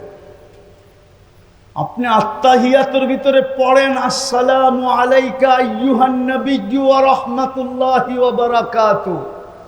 এটা আল্লাহ বন্ধুকে সালাম দিছিলেন। বন্ধু যখন আল্লাহর প্রশংসায় পঞ্চমুখ হয়ে গেছে, আত্তাহিয়াতু লিল্লাহি ওয়াস সালাওয়াতু ওয়াত তাইয়্যিবাতু, সাথে সাথে আল্লাহ সালাম দিছে আসসালামু আলাইকা আইয়ুহান নবী ওয়া রাহমাতুল্লাহি ওয়া বারাকাতুহু। নবী সালাম শুনছেন বটে, কিন্তু সাথে সাথেই চিৎকার দিছেন আমার তাখাইয়ুল বলে, চিৎকার দিছেন আমার উম্মত, আমাকে তো সালাম দিলেন, আমার উম্মত কোথায়? আল্লাহ মনে হয় জিজ্ঞাসা করছে বন্ধু এই টেবিলও উম্মত, এইখানেও উম্মত? আমার ধারণা বলে আল্লাহ রসুল বলছিলেন এইখানে উম্মত না আসলে কোথায় আসবে? আর আমি উম্মতকে ভুলি তো ভুলি কি করে? হোক না আরশের উপরে, হোক না আপনার পাশে, আমি উম্মত ভুলি কি করে? তারপরে বলছে আপনি উম্মতের জন্য কি চান? তো নিজেই জবাব দিছে ওয়ালা ইবাদিল্লাহিস সালিহিন। এটা নবীজির জবাব। আমাকে যতটুকু দিছেন আমি উম্মতের জন্য ততটুকু চাই নিলাম। ওই উম্মত আজকে মনে করে শুধু মিলাদ করলেই শেষ, মিলাদ পড়লেই শেষ। আমাকে ভুল বুঝেন না, লানত আমাদের জিন্দেগির উপরে। শুধু ঈদ করলেই শেষ, শুধু জুমার দিন মসজিদে মিলাদ পড়ায়া দিলেই শেষ। মিলাদের অর্থ জানেন? মিলাদের অস্বীকার কেউ করে না। মিলাদ অর্থ হলো জন্ম। মুহাম্মদুর রাসূলুল্লাহর আবির্ভাব বা জন্ম, এটা দুনিয়ার কেউ অস্বীকার করে না, এমনকি কাফের পর্যন্ত করে না। এই উলামা কোত্থেকে করবে? কাফেরও তো অস্বীকার করে না, করে নাকি? মিলাদ মানে হলো কি? জন্ম। আপনার সাথে আমার সাথে মিলাদের কোনো বিরোধ নাই, শুধু একটা পদ্ধতির বিরোধ। আপনি তো বলেন খুশি একদিন মানায় শেষ করে দেওয়া। আরে খুশি তো তুই 24 ঘন্টা মানাবি যে আমি উম্মতে মুহাম্মদ। 365 দিন তুই খুশিতে নাচতে থাকবি, যাকেই দেখবি তাকেই বলবি চিনিস। হায় হায়, সামান্য চামচ হয়ে যদি মাটি দিয়া না হাঁটে, আমি বুঝানোর জন্য বলতেছি, কাউকে ক্রিটিসাইজ করার জন্য না। আমরা এই দেশে জন্ম তো, আর এই দেশেই আমরা ট্যাক্স দেই। হ্যাঁ, আবার মনে করেন না হুজুর দিকে ট্যাক্স দেয় না, না না, ট্যাক্স দেই। আমরা এই দেশেই জন্ম তো, আর এই দেশেই ট্যাক্স দেই। সামান্য একটা পদস্থ মানুষের অধীন নৈকট্যবান হইলে, কাছের লোক হইলে আর জমিন দিয়ে হাঁটতে চায় না। আমি তো উম্মতে মুহাম্মদী, আমি কেন জমিন দিয়ে হাঁটবো? আমি তো আকাশ দিয়ে হাঁটবো। আমারও তো গৌরব আছে যে আরো সে যা বলে নাই, যিনি দুনিয়া, আপনাদের ভিতরে দিল আছে কিনা আমি দেখতে চাই। যিনি দুনিয়ার থেকে বিদায় নেওয়ার সময় 9টা পরিবার রেখা যেতেছেন। হাসান হোসাইন ক্ষুধার্ত, আলী ফাতেমা ক্ষুধার্ত। গড়ে এতটুকু তেল নাই যে বাতি জ্বালানো যায়। যদি থাকতো তাহলে আম্মা জান আয়েশা রাদিয়াল্লাহু তাআলা আনহা মিথ্যা বলতেছেন না, যে এতটুকু তেলও যদি থাকতো তাহলে খিদা নিবারণের জন্য পান করে আনিতাম। যেই নবী দুনিয়ার থেকে ক্ষুধার্ত যেতেছেন, কিন্তু চোখে পানি। জিবরিল ভাবছিল পরিবারের জন্য, হয়তোবা হাসানের জন্য, হয়তোবা হোসাইনের জন্য, হয়তোবা আলীর জন্য, হয়তোবা ফাতেমার জন্য। জিজ্ঞাসা করছে এখন কাঁদেন কেন? তো জবাব দিছে, জিবরিল যা ভাবতেছো তা না, আমি তো উম্মতের জন্য কাঁদতেছি। ফামাল্লি বাদি লি উম্মতি, আমার পরে আমার এই উম্মতদেরকে বুকে জড়ায়া কে রাখবে? ওই উম্মতের যুবকের চেহারা দেখলে চিনা যায় না? যুবক, তোমার পায়ে হাত রাখি, লানত তোমার যৌবনের উপর। তোমার চুলের স্টাইল দেখলে চিনা যায় না? উম্মতে মুহাম্মদীকে দেখলে চিনা যায় না? উম্মতের নারী দেখলে চিনা যায় না? আমি লন্ডন থেকে আসছি 8 তারিখে, আসার কথা ছিল আমার 17 তারিখে। অসুস্থতা বেড়া যাওয়ার কারণে আমি 8 তারিখে চলে আসছি। আমি লন্ডনে বলছিলাম, বেশিরভাগ প্রোগ্রামগুলোর ভিতরে, বিশেষ করে মহিলাদের ভিতরে যে প্রোগ্রামগুলো হয়েছিল, যে লন্ডনে বসবাসকারী সারা দুনিয়ার মুসলিম পুরুষ আর নারী যদি একটা কাজ করতো, শুধু একটা কাজ, তাইলে শুধু পুরা লন্ডন না, পুরা ইউরোপ, পুরা কানাডা, আমেরিকা, অস্ট্রেলিয়া, নিউজিল্যান্ড গবেষণা কেন্দ্র খুলতে বাধ্য হতো যদি আমাদের ঘর থেকে পুলিশের কাছে সন্তানের পক্ষ থেকে মা বাবার বিরুদ্ধে যদি কোনোদিন একটা কল না যাইতো, ফোন না যাইতো। স্বামীর বিরুদ্ধে স্ত্রীর পক্ষ থেকে যদি একটা ফোন না যাইতো, স্বামীর পক্ষ থেকে যদি স্ত্রীর বিরুদ্ধে একটা কল না যাইতো,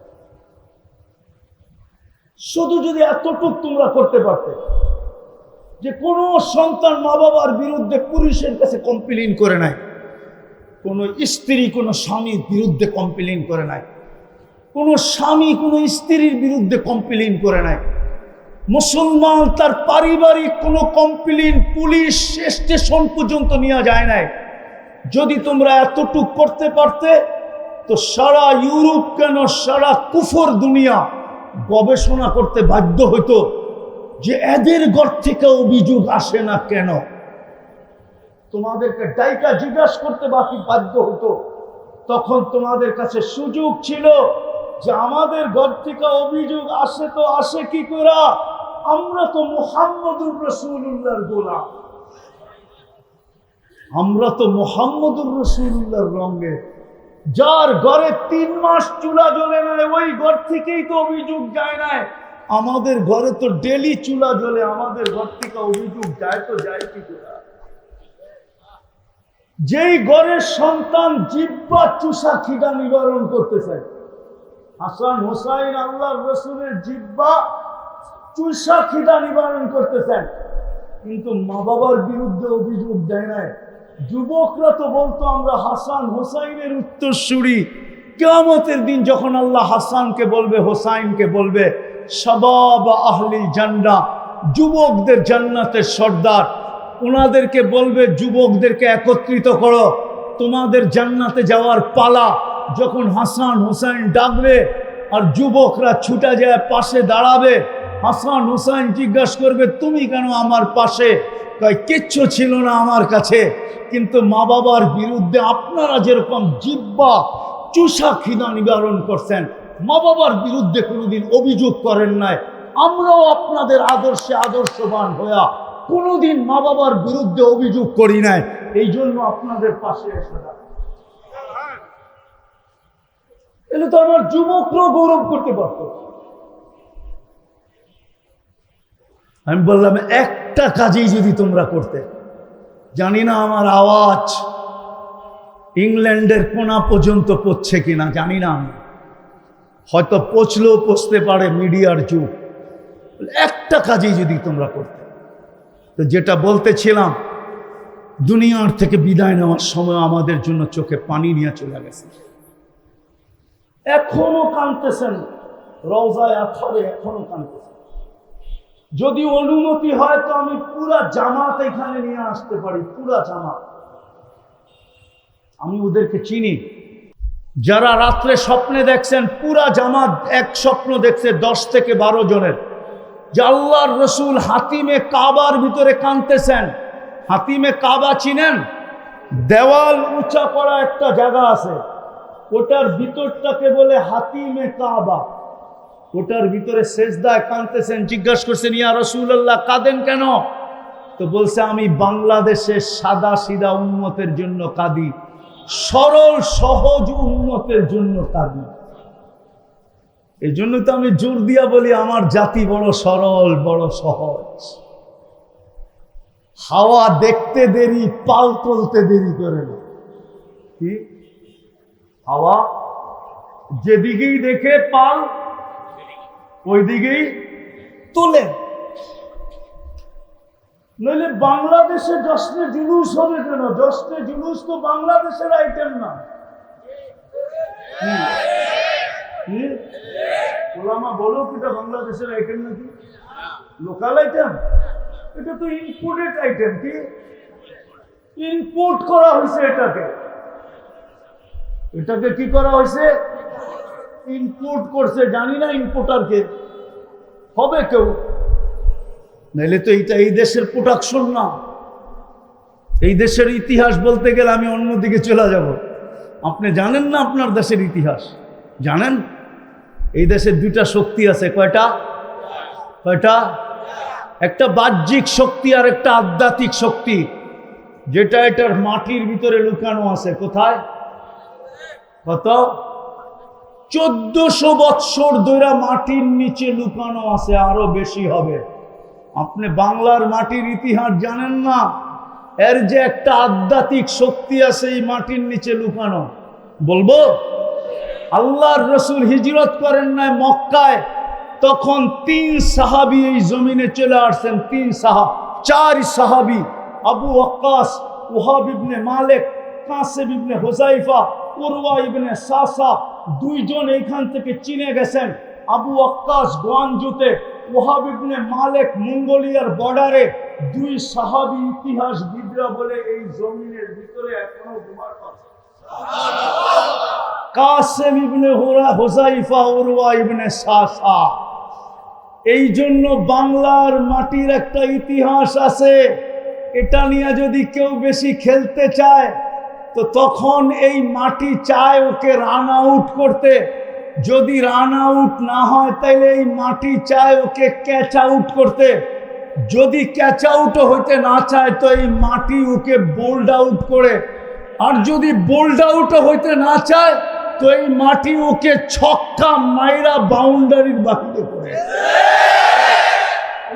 এই মাটির আধ্যাত্মিক শক্তি কি কি মাটি প্রথম দেখে কি করতে? রান আউট করতে, তারপরে বোল্ড আউট করতে, তারপরে ক্যাচ আউট করতে। যদি তিনটাই না হয় তখন একবারে ছক্কা, একবারে। এটাই মাটির আধ্যাত্মিক শক্তি। আপনি বাংলা সন কত? 1400। আরে কন্যা কত? 1438 দুর্মিয়া 1433। আরবি হইল 1400, হিজরি হইল 1448। বাংলা বহু পুরানো জমানা, নবীজির জমানার কাছাকাছি বাংলা। বিদায় এটার একটা আধ্যাত্মিক শক্তি আছে, কেউ জানে না। ও ইতিহাসের ছাত্রই না থেকে জানবে, আমার থেকে শুনা নেন। আরেকটা বাহ্যিক শক্তি আছে। এই জন্য বাংলাদেশটা নড়ে চড়ে পড়ে, নড়ে চড়ে। শতবার ভূমিকম্প আসছে, কোনোদিন বিপর্যয় ঘটে নাই, ঠিক না? এই মাটিকে 7.8 পর্যন্ত ধাক্কা দিয়া দেখছে, ঠিক না? আল্লাহ বলে এটা নড়বে চড়বে পড়বে না, কেননা বাহ্যিক এক শক্তি দিয়ে আমি এটাকে গঠন করছি। পাও বাড়াইতে দেরি, মসজিদ পাইতে দেরি হয় না। 40,000-এর উপরে হেফজোখানা। কত? আরে জানেন, 40,000-এর উপরে হেফজোখানা। এই ভিক্টোরিয়া পার্কের হেফজোখানার ছেলেরা সুবে সাদেক হওয়ার 1 ঘন্টা আগে উঠে সর্বপ্রথম কোতোয়ালিকে, এবং কোতোয়ালিতে যতগুলো হেফজোখানা আছে ছেলেরা সুবে সাদেক হওয়ার 1 ঘন্টা পূর্বে উঠে সর্বপ্রথম এই থানাটাকে আধ্যাত্মিক সুরক্ষার চাদর দিয়া ডাকে, তারপরে আল্লাহর কালাম পড়তে বসে। নড়বে তো নড়বে, চড়বে তো চড়বে, পড়বে তো পড়বে কি করে? এটা তো চাদর দিয়া ঢাকা। শুধু এখানেই শেষ না, 40,000 হেফজোখানা, এর চেয়ে বেশি মাদ্রাসা, লক্ষ লক্ষ ওলামায়ে কেরাম। আপনার সিসি ক্যামেরা তো রাস্তায় কাজ করে, ওলামাদের ঘরের ভিতরে কাজ করে না। যদি করত তাইলে দেখতেন রাত্রে ওলামারা মুসল্লায় পড়া এই কথা বলতে বলতে চিৎকার কিভাবে দেয়, किसी को खाने में मजा, किसी को सोने में, हमें मजा आता है तेरे आगे होने। किसी को मजा आता है सोने में, किसी को खाने में, हमें मजा आता है वो मालिक तेरे आगे होने। বিছনায় পোড়া পোড়া চোখের পানি ঝরাইতেছে। আর আমি দ্বিতীয় প্রমাণ দিতেছি। এই জন্য বাংলাদেশে বেশি মাত্রার ভূমিকম্প যখনই আসছে, 6-এর উপরে ভূমিকম্প যখনই আসে, 6 থেকে নিয়ে 6-এর উপরে একটাও দিনের বেলায় আসে না, সব শেষ রাত্রে আসছে। চলেন আপনার সাথে আমি চ্যালেঞ্জ করলাম। আল্লাহ বলে যা, আমার বাধা নাই, কিন্তু সুরক্ষার চাদর দিয়া ঢাকা যাক, তারপরে যাবি। দেওয়ালে বল মারলে যেরকম নিজের দিকে ফিরে আসে, অথবা ডাইনে চলে যায়, বামে চলে যায়, দেওয়ালকে ভেদ করা যায় না। আল্লাহ ভূমিকম্প বলতেছে যা, একটু হেলায় আয়, কিন্তু ভেদ করতে পারবি না, হয়তো ডাইনে যাবি, নাইলে বামে যাবি, নাইলে পিছিয়ে ফিরে আসবে। এই জন্যই তো ডাইনে বিপর্যয় হয়, বামে বিপর্যয় হয়। আলহামদুলিল্লাহ আমাদের দেশে হয় নাই, আর কোনোদিন হবেও। সত্য তো মানেন, ইকরাম করেন। আপনারা থাকতে ভূমিকম্প হয় কি করে? এত মাদ্রাসা, এত মসজিদ, এত ওলামা, এত আল্লাহওয়ালা, তার রসুল এখনো কাঁদতেছেন, কবর থেকেও কাঁদতে কাঁদতে উঠবে। কসম, আমি লিখি নাই, আবুল সামরকান্দি রহমতুল্লাহ আলাইহি লেখছেন, কাঁদতে কাঁদতে উঠবেন। জিবরিল যখন মাকামে মাহমুদে নিয়ে যাওয়ার জন্য পর মারবে আর বলবে, কুম ইয়া হাবিবুর রহমান ইতি মাকামাম মাহমুদ, আল্লাহর হাবিব ওঠেন, চলেন মাকামে মাহমুদে। উঠবে, ওয়াহুয়া ইয়াবকি ওয়া ইয়াকুল জিবরিল আইনা উম্মতি, কাঁদতে কাঁদতে উঠবেন আর বলবেন, আমার উম্মত কোথায়, ময়দান তো খালি। জিবরিল আলাইহিস সালাম সান্ত্বনা দিবেন, আপনার আগে কাউকে উঠানো হয় নাই, শান্ত হন, উম্মত এখনো ওঠে নাই, প্রথমেই আপনাকে উঠানো হলো, মাকামে মাহমুদে নিয়ে যাওয়া হলো। মাকামে মাহমুদে নিয়ে যাবে বটে, আমি এই 2 থানার ওলামাদেরকে জিজ্ঞাসা করি, আমাকে একটা দলিল দেখ যে আল্লাহর রসুল 1 মিনিটের জন্য মাকামে মাহমুদে বসবে। কি বলে ওলামা, কি বলে ডাইন দিকে বাম দিকে বসবে না, 1 সেকেন্ডের জন্য বসবে না, শুধু হাতলে হাত রেখা দাঁড়ায় থাকবে। আল্লাহ বলবে, বসেন না কেন? বসে যে 3 জায়গায় ছুটবে ও বসে, তো বসে কি করা? প্রথম জবাব হলো এটা। দ্বিতীয় জবাব হলো, আমি বসলাম, মাকামে মাহমুদ যদি আমাকে জান্নাতে নিয়ে চলে গেল, তাহলে আমার উম্মতের কি হবে? 1 সেকেন্ডের জন্য বসবে না। কিন্তু আমার সমাজকে তো দেখতে দেখতে আমি দাড়ি পাকায় ফেললাম। সামান্য একটা ইউনিয়ন পরিষদের চেয়ার পাওয়ার জন্য মরতে রাজি, মারতে রাজি, বাচ্চাকে এতিম করতে রাজি, স্ত্রীকে বিধবা করতে রাজি, রক্তের বন্যা বয়ায় দিতে রাজি, সামান্য একটা ওয়ার্ডের সিট পাওয়ার জন্য। কিন্তু মাকামে মাহমুদ পাবেন, বসবেন তো না। আর একটু শোনাবো, ওই দিন 2টাই চিৎকার হবে, ফেরেশতারা চিৎকার দিবে, সাল্লিম সাল্লিম, আল্লাহ শান্তি শান্তি শান্তি। আর সমগ্র সৃষ্টি চিৎকার দিবে, নফসি নফসি। এমনকি নবী রাসূলরা পর্যন্ত, আল্লাহ আমাকে বাঁচান। কেন? গাদিবার রব লাম ইয়াগদাব ক্বাবলু ওয়া লাম ইয়াগদাব বা'দ। ওই দিন আল্লাহ এরকম নারাজ হবেন, কখনো আর পূর্বে হন না, আর কোনোদিন হবেন না। কিন্তু ওই দিন এক ব্যক্তি থাকবে, এক সত্তা থাকবে, হায় হায়, মুহাম্মদুর রাসূলুল্লাহ শুধু থাকবেন, যিনি চিৎকার দিবে, রব্বি উম্মতি উম্মতি উম্মতি, যিনি উম্মতি বলে চিৎকার দিবে। আজকে ওই উম্মতে রসুল চিনে না। কেন আসছে? কেন আসছে জানেন? 3 শব্দে বলি, 3 শব্দে শেষ। আমরা কি মানুষ না? মানুষ না, জন্মসূত্রে আমরা কি? আরে জোরে বলেন। আপনি যদি মানুষ হিসাবে আল্লাহর কাছে ফিরতে চান, তাহলে মুহাম্মদুর রাসূলুল্লাহ ছাড়া বিকল্প কোনো রাস্তা নাই।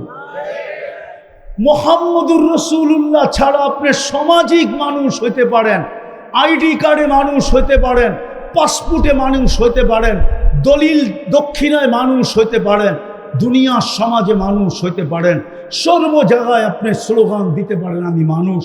কিন্তু মুহাম্মদুর রাসূলুল্লাহ ছাড়া আপনি আল্লাহর কাছে মানুষ হিসাবে জন্ম নিতে পারেন, কিন্তু মানুষ হিসাবে যেতে পারবেন না। যদি যাইতে পারতাম, তাহলে আল্লাহ মানুষকে কোনোদিন আনআম বলতেন না, উলাইকা কাল আনআম। মানুষগুলা কি বলছে? এগুলা জানোয়ার। হায় হায়, ওই মানুষটাকে জানোয়ার বললেন যেটাকে কুদরতি হাত দিয়ে বানাইলেন, যেটাকে শ্রেষ্ঠত্বের মুকুট পরায় দিলেন। আগে যাইতেছি না, লম্বা হয়ে যাবে। যদি মানুষ, আমি মানুষ স্বীকার করি, স্লোগান দিই আমি সৃষ্টির সেরা মানুষ, আপনি যদি মানুষ হিসাবে যেতে চান, তাহলে মুহাম্মদুর রাসূলুল্লাহর আদর্শ ছাড়া আপনি মানুষ হতে পারবেন না। কবরে যাব, কবরে মানুষ হিসাবে দিবে, কিন্তু ফেরেশতা আসার পরে দেখবে আমি মানুষ না, আল্লাহ যেটা বলছে ওইটাই, আমি লেখি নাই, জালালউদ্দিন সুয়ুতি রহমতুল্লাহ আলাইহি লেখছেন। ফেরেশতা প্রশ্ন উত্তরের প্রয়োজন হবে না, এই জন্যই লাশ কবরে দেওয়ার পরে বলে মাথার গিরাটা খুলা দিও, মাথার বানটা খুলা দিও। কেন বলে? হুজুরদের কাছে প্রশ্ন, কেন বলে? কি আপনারা মাথার বানটা খুলে দেন না কেন? মুনকার নাকির আইসা প্রথমেই চেহারাটা উঠায়া দেখবে, মানুষ যদি হয়তো মানুষই থাকবে, আর যদি মানুষ না হইলো তো বিকৃত হয়ে যাবে। আমি বলি না, জালালউদ্দিন সুয়ুতি রহমতুল্লাহ আলাইহি লেখছেন, ফেরেশতা চেহারা দেখে চিৎকার দিবে আর বলবে তোর প্রশ্ন উত্তরের প্রয়োজন নাই,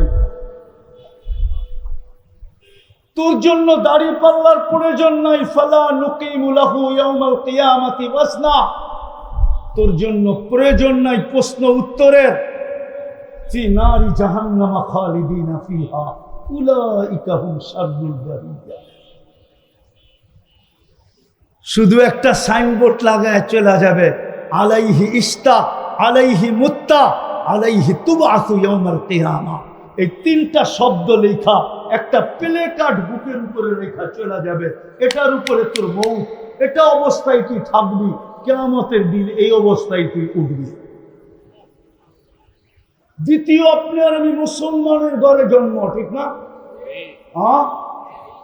যদি মুসলমান হিসাবে চাইতে চাই তাহলে মুহাম্মদুর রাসূলুল্লাহ ছাড়া কোনো বিকল্প রাস্তা নাই, আদর্শ ছাড়া।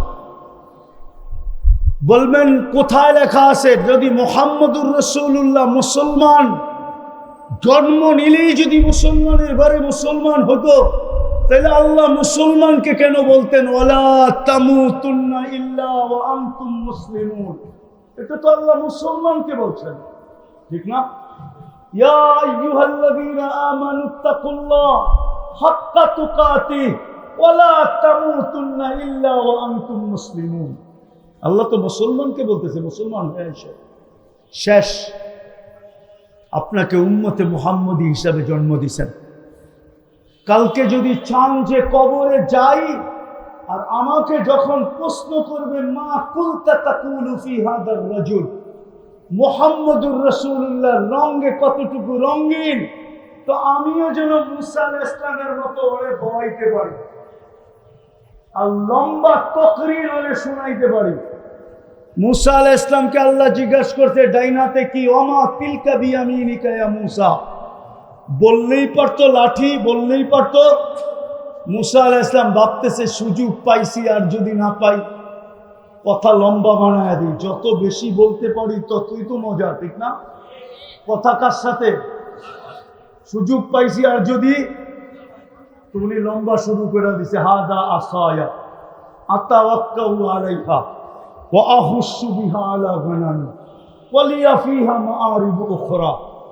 মাআরিবু, আল্লাহ তো উখরা বলছে, কিন্তু উনি উখরারে কত লম্বা করছে এটা তো আল্লাহই জানে, ঠিক না? কি বলেন? সত্য তো?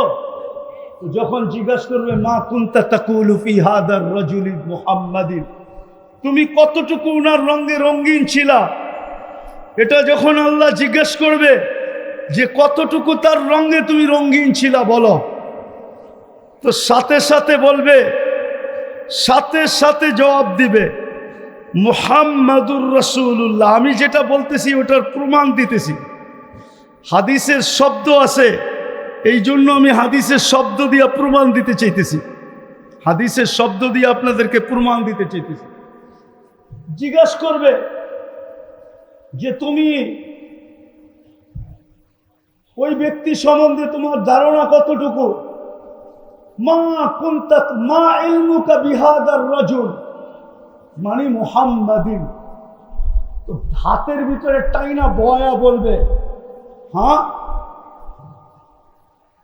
বলবে, দাঁড়ায়া বলবে যা ওনার ব্যাপারে আমাকে জিজ্ঞেস করতেছ, তখন বলবে জানা বিল বাইয়িনাতি, চিৎকার দিয়া বলবে মুহাম্মাদুর, তারপরে বলবে জানা বিল বাইয়িনাত আজাবনা ওয়া আমান্না ওয়াত্তাবা'না। লম্বা, মনে হয় মনকের নেকিরে বসে বলবে বহ তোর আগে চিনাই উনিকে। এই এক একটা শব্দ দিয়ে এক এক মাস ওয়াজ করা যায়, এক এক মাস। কি কয়টা শব্দ বলবে? মুহাম্মদুর রাসূলুল্লাহ বলবে প্রথম, তারপরে বলবে জানা বিল বাইয়িনাত। এটাই বইলা কি শেষ করবে না? বাইয়িনাত দুই চারটা দেখাইব না? কি কয় হুজুররা, দেখাবে না? দেখাবে না। ওয়াল হুদা, হেদায়েত নিয়ে আসছেন, কেমন হেদায়েত এটাও তো দেখাবে, ঠিক না? আজাব না, আমরা ডাকে সাড়া দিছি, আমান্না ঈমান আনছি, ওয়াত্তাবা'না আমরা ওনাকে মানার মতো মানছি। কি জিজ্ঞাসা করো? এইবার শুনেন ফেরেশতা কি জবাব দিবে। ফেরেশতা বলবে নাম সালেহা। আমার তাখায়ুল বলে, তাখায়ুল, তাখায়ুল বোঝেন তো? আমার মনের ধারণা বলে ফেরেশতারা বলবে ছাইরা দে মা কান্দা বাঁচি, আরো তো আসতেছে, ওগুলো জিজ্ঞাসা করতে হইব। তুই যে লম্বা প্রশ্ন উত্তর শুরু করছো তকরি, তাহলে বাকিগুলাকে কখন জিজ্ঞাসা করবো? জলদি ছাইরা দে, আমরা অন্যগুলোর কাছে যেতে হবে। তখনই চিৎকার দিয়া বলবেন নাম সালেহা। ইমাম বুখারী লেখছেন, ঘুমা, তুই নিশ্চিন্তে ঘুমায়া যা। আর যদি রঙিন না হইলাম, ও আম্মাল মুরতাব ও আম্মাল মুনাফিক, যুবকের জন্য তোমাদের পায়ে হাত দিয়া বলি, যদি উম্মত হিসাবে কালকে দাঁড়াইতে চাই, হাউজে কাউসার পান করতে চাই, আমি গেলে যেন সুফকান সুফকান না বলে, দূর হয়ে যাও দূর হয়ে যাও না বলে, আমি গেলে যেন ডাইকা ডাইকা নিজের হাতে গ্লাস নিয়া আবু বকর রাদিয়াল্লাহু তাআলা আনহু ভোড়া দিবে, উমর রাদিয়াল্লাহু তাআলা আনহু আল্লাহর রাসূলের হাতে উঠায়া দিবে, আল্লাহর রাসূল আমাদের ঠোঁটে লাগায়া পান করায়। আর হাউজে কাউসার যা ঠোঁটে লাগবে আমি ইস্টামে লেখা দিব সে জান্নাতি জান্নাতি জান্নাতি জান্নাতি। যার ঠোঁটে হাউজে কাউসার লাগছে ওকে দুজক ধারণ করার ক্ষমতাই রাখে, যেন কালকে সুহকান সুহকান লিমান গাইয়ালা বাদি না বলে, কাল কিয়ামতের দিন আল্লাহ রাসূল আমাদের বিরুদ্ধে না দাঁড়ায়। রব্বি ইন্না কওমি ইত্তাখাযু হাদাল কুরআনা মাহজুরা। চিৎকার দিয়ে যদি না বলে আর আমার দাঁড়িয়ে দাঁড়ে নাই। যেমন এক হাদিস আমার মনে উঠলো অনেক দিন পরে, আল্লাহর রাসূলের এক হাদিসের শেষ অংশ আছে, শুনো, কান খুলা শুনো। আনতুম বুরাআউ মিন্নি ওয়া আনা বারিকুম মিনকুম। একদিন আসবে তোমরা আমার সুন্নতের দ্বার ধারবে না, আমিও তোমাদের দুরবস্থার দ্বার ধারব। এক সময় ছিল মদিনা মুনাওয়ারায় দোয়া করতে দেরি, কবুল হতে দেরি হতো না। আজকে আল্লাহওয়ালারা যে মদিনা মুনাওয়ারায় চোখের পানি ঝরায়। আমি তো গত রমজানে ভাবতেছিলাম, গত রমজানের আগের রমজানে ভাবতেছিলাম, যখন প্রথম তারপরেই রমজান আসছিল, আমি মক্কা মদিনার কান্না দেখা ভাবতেছিলাম এই চোখের পানি রং নিবেই নিবে। কেননা হেরেম কোনোদিন এত কান্না দেখে নাই তার জন্ম থেকে নিয়ে এই পর্যন্ত। একসাথে এত লোকের কান্না দেখে না, এত চোখের পানি হেরেম দেখে না। কিন্তু ওই রমজান পার হয়ে গেল, পুরা বৎসর পার হইল, আবার গত রমজান পার হয়ে গেল, এখন পর্যন্ত একটা ফেরেশতার নিদর্শন দেখলাম না। অথচ ওলামা এখানে বসা, একজন হাত উঠাইতে দেরি, ইয়া মুগিস আগিস নি বলতে দেরি, ফেরেশতা চতুর্থ আকাশ থেকে ছুটে আসতে দেরি। এই জন্য পায়ে হাত দিয়ে বলি, আসেন, যদি নিজেকে মানুষ হিসাবে কবরে পৌঁছাইতে চাই, মুসলমান হিসাবে কবরে পৌঁছাইতে চাই, আল্লাহর রাসূলের সামনে যদি দাঁড়াইতে চাই, তাইলে আদর্শের বিকল্প নাই, রঙের বিকল্প, আদর্শের বিকল্প। এই জন্যই মডেল হয়ে উনি আসছেন, ওনার কেরিয়ারের কোনো বিকল্প নাই। আসেন তওবা করি, যা হয়ে গেছে হয়ে গেছে, রাজি? তওবা করতে রাজি? কে কে রাজি দেখি? তাহলে বলেন, আল্লাহ অতীত জীবন থেকে তওবা করলাম। বলেন বলেন বলেন, অতীত জীবন থেকে তওবা করলাম। আপনি আমাদের তওবা কবুল করেন। নামাজ আজকের থেকে অঙ্গীকার করেন যে একটা সুন্নত হইল আমি সূত্রাপুর এবং কোতোয়ালির ওলামাদের কাছ থেকে জিজ্ঞাসা করা এরকম একটা চোখা সুন্নত। চোখা বোঝেন? চোখা, আরে ঢাকায় শব্দ বোঝেন কি? চোখা বোঝেন কি? এরকম কোন একটা দামি সুন্নতকে আমার জিন্দেগির কি বানাবো? সঙ্গী বানাবো, সাথী বানাবো, মৌত পর্যন্ত ওটাকে ধরে রাখবো। ওলামাদের কাছে আছে, এদের দোকানে অনেক মাল আছে, অনেক। জীবনে কোনোদিন আর হোলসেল দোকান থেকে আনতে হবে না। এরা যেই দোকান খুলছে কিয়ামত পর্যন্ত বেচলেও শেষ হবে না। এদের কাছে আছে, যে বলেন আমাকে একটা চোখা সুন্নাত শিখায় দেন, যেটা নিয়ে গেলে 100 শহীদের মালা পড়াবে, এরকম সুন্নাত এদের কাছে আছে। আমি বিশেষ করে যুবকদেরকে বলবো, কেননা আমি তোমাদেরকে কিয়ামতের দিন জান্নাতে, আরে তোমাদেরকে আমি জান্নাতের সৈকতে দেখতে চাই।